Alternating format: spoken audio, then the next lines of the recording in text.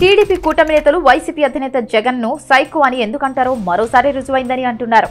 ప్రజల వద్దకు వెళ్లే సమయంలో రప్ప నరుకుతామని బయటపెట్టే పిల్ల సైకోలు పవిత్ర పుణ్యక్షేత్రాలలో జై జగన్ నినాదాలు చేస్తూ తమ పైశాచికత్వాన్ని చాటుకుంటున్నారు. పరమ పవిత్రంగా భావించే అయ్యప్ప దీక్ష సమయంలో కూడా వైసీపీ సైకో బ్యాచ్ కుళ్ళు, కుతంత్రం, ద్వేషం, అసహనంతోనే ఊగిపోతున్నారు. 41 రోజుల పాటు నిష్ఠగా పూజలు చేసి శబరిగిరీశుడి దర్శనంతో పులకించాల్సిన అయ్యప్ప స్వామి దీక్షదారులు అందుకు విరుద్ధంగా రాజకీయ ప్రయోజనం కోసమే మాల వేసినట్లు చాటుకుంటున్నారు. కొద్ది రోజుల క్రితం విశాఖ జిల్లా పాయకరావుపేటకు చెందిన కొందరు అయ్యప్ప భక్తులు శబరిమల యాత్రలో జై జగన్ నినాదాలతో రచ్చ చేయగా ఇప్పుడు ఆ పక్కనే ఉన్న పెందుర్తికి చెందిన కొందరు స్వాములు అదే పని చేశారు.